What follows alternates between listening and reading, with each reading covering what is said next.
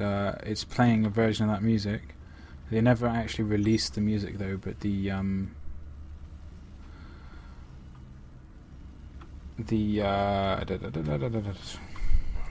people talk to me, it throws me off. When you go into the club, yeah, there's the remix. I said that. Anyway, he never released the thing, but he did release a remix for people to popular demand, and that was it. I'll give you the link after. Anyway, this is rather interesting. This is a semi-final. This is Gomas in the top right. He's master, but he's pretty close to grandmaster. Like, he's on that level at least. And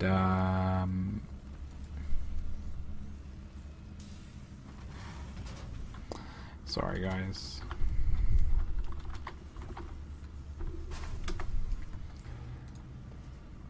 Gonna go to busy. Anyway, bottom left we have Lau, who is grandmaster, but these guys are both on Infused. Although Gomas did just join, so big shout out to Infused for doing so well in this tournament. They have it's Gomas, Lau, Randy, Flash Dave. I'm not sure if Randy played. We saw Flash. Or I know Flash Dave did, but I would assume he's out by now. I think it might have been a team kill.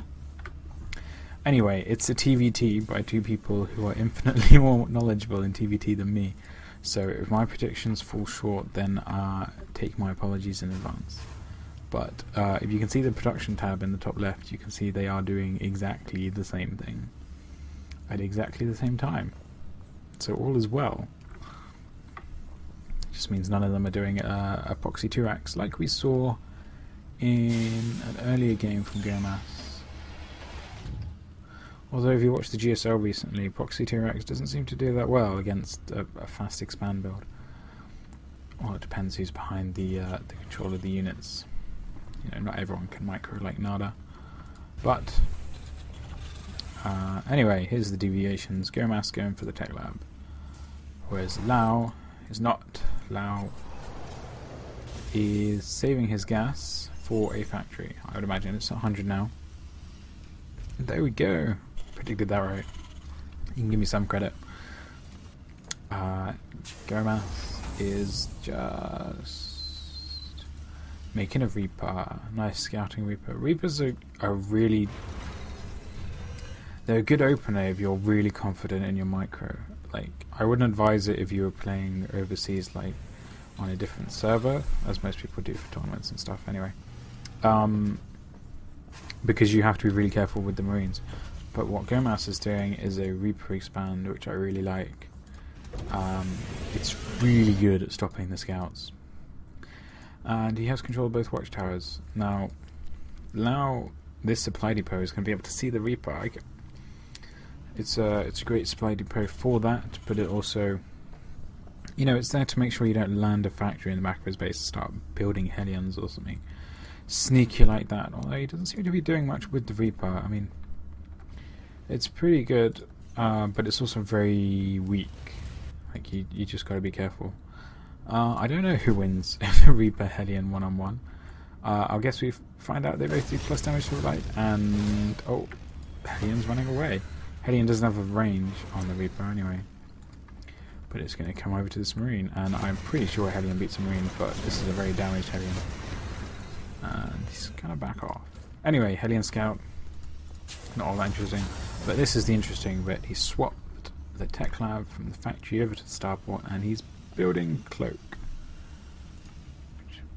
and he'll soon be building a Banshee. So with that in mind, is Gomas going to be prepared?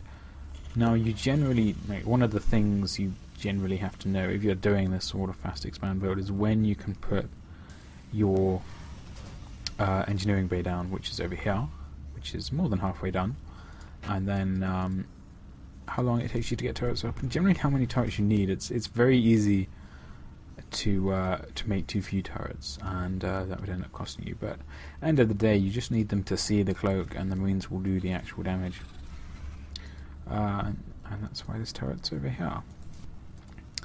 Now, Gomas does seem very prepared for this. He's got a turret. I do love that positioning of the turret placement. The only way a Banshee can get in is through the middle, which you generally don't fly. and here's the Banshee. So Gomas, he was very, what's the word? Oh no! Two free hits on the Banshee, and it's coming into the range of the missile turret, and another free hit. It's at half health.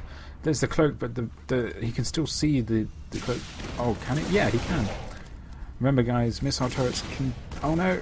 14 health on that Banshee. But remember, guys, missile turrets can see further they can shoot. Now realizing that his tech path that cost about a lot of money and gas is not going to work. Put down a command center. Well, he put down the command center before he knew it wasn't going to work, but that's generally how you transition out of it.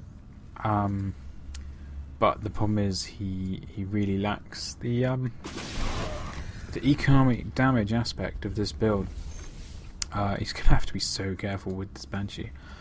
He accidentally flew it into turrets twice before, and he can't take many hits from a missile turret, sadly. Anyway, it's one Banshee on the field. The Banshee is pretty... Oh, here we go. Banshee coming in. Oh no! I think she was drunk. Women drivers, huh? God, who let Banshees be controlled? Anyway, this cloaked Banshee's doing a nice little number. Oh, a scan, but there is no stim. He's not going to be able to catch this Banshee. Nice little micro there by Lau, and ooh, nearly flying under the missile turret. But Gomas is going to retreat to his missile turret, and another scan going off. But oh, nice little pullback by Lau. Gomas is having a lot of trouble trying to take down this Banshee. That was 2 scans. I mean, that just paid for the Banshee in full, let alone the fact it's got 10 kills. This Banshee micro is a lot harder than it looks, ladies and gentlemen. But he's decided to just pick it up, and drop it again. And Banshee ran out of energy and is soon taken out with about 12 kills. None of them were harvesters though, but it did take 2 scans, and you know, at least it paid for something, because it was a shame he lost the Banshee over here that didn't actually kill anything. And 2 Vikings in the middle there, trying to get some free shots on this medevac, but doesn't like what he sees and pulls back. Now, 3rd command center going down for Lau. 3rd command center already started for Gomas, so, but, okay. This is the time where the composition starts really paying its part. They're both not going to be seriously attacking anytime soon, but Gomas is so far ahead. I mean, look at this, 85 to 69 supply, and 10 of that is in harvesters. So, cute little push here from Gomas. He wants to set up a good position at least, or just take over the watchtowers and keep Lau on his edge. He's building 2 more missile turrets. He's not... These are drop missile turrets generally rather than Banshees. The Banshee phase is over, and so these are for drops, because you generally want things to stay away from your tech labs and reactors and stuff. Okay, now Gomas is going for the gold at the 3rd, but Lau isn't, and doesn't seem anywhere close to doing it. He is... Okay, I was meant to talk about composition earlier, but Gomas seems to be going much more marine heavy, while Lau seems to be going for the blue flame Hellion attack. So Lau is pure mech right here, but Gomas has, I'd say, the flexibility of the marines, but Lau's blue flame Hellions will absolutely destroy any marines should they have the unfortunate consequence of meeting each other. Plus, well, obviously blue flame Hellions are a lot better at harassing the marines. They have been seen on the Zelnaga watchtower though, and Gomas is going to respond to this. And blue flame Hellions coming up here. 2 SCVs go down instantly. No 3rds.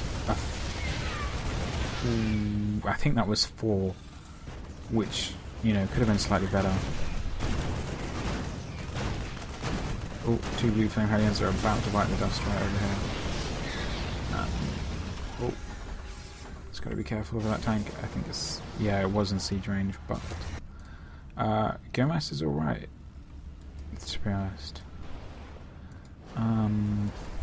Question is he going to push, or is he quite happy with the gold base? He knows he had the gold base longer than Lau did, but he's still, I mean, he's only 10 supply ahead.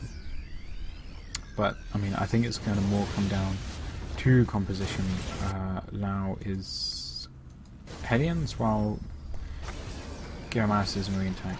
Marines are better at killing tanks than Hellions, this is the main thing, but Lau has actually split up his siege tanks. He's got 2 on the left. Gomas, see, this is why you get Marines. Marines can kill tanks. Well, 4 tanks at the back here, you've got to be careful. Lau takes the air dominance, and is he going to be able to kill that medevac? No, not quite. Gomas, the scan is just to make sure that Lau isn't being aggressive sieging up with these tanks, but there are 2 tanks coming up on the left hand side, or more securing it. Hellions were going to come around the side, but this supply block means that once he clicked it around, but anyway, some blue flame Hellion come rest, 2 SCVs going down, and another 4. Wow, massive hit there. This is the real secret to having the blue flame Hellions, is your harassment options can just be so brutal if you aren't prepared for it. And how do you be prepared for it? I mean, you have the planetary fortress. You can't. Oh, and a big push here from Gomas. His units are all bunched up. Lau's units are going to do a load of damage, but it was just too much for them. Now this is the real deal down here. But Gomas decides doesn't want to go for the gold, but massive damage, and all those bios just got absolutely melted by those 5 siege tanks. Look at that. I think that was like 20 units instantly dying. They'd stimmed maybe once or twice, and there's only 1 medevac, so they were in a bit of trouble. And Lau showing his air dominance here, snipes the medevac. Now he can siege his siege tanks right out range. Oh, nice little landing the Vikings there. And he's just, Lau isn't siege moding, he's just pom-pom, as it's in Korea, pom-pom moding. Little sneak attack by Gomas on the right hand side here, because he was able to get Lau to unsiege, but he's going to back off straight away. Lau does have the tank advantage, although he seems to be lacking the Hellions now. But I mean, they did their damage, and if we look at the unit, the worker count, it's pretty much dead even right here. But these blue flame Hellions could change everything. There's some siege tanks right here, taking out 1 SCV, just 2. But Gomas was prepared for it that time. Second planetary, interesting. He's pretty worried then about losing it. 2 Hellions getting that last SCV. Slightly unlucky timing there for Lau. If he'd been there slightly later, those SCVs would have been marshmallows. Toasted, well done. And Gomas coming over to the left hand side. Lau is ready for it with the crucial watchtower. Gomas is just going to A-move in here and try and take this position. It's a very important position, but is he losing too much? He does take it, but okay, here's Lau. He's going to reposition over here, and Gomas is going straight down here again.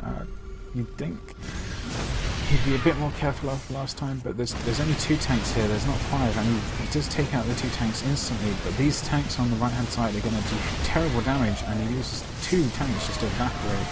Gomas wants to get in this production line, but his tanks are just taking an absolute beating from the superior position of Lau.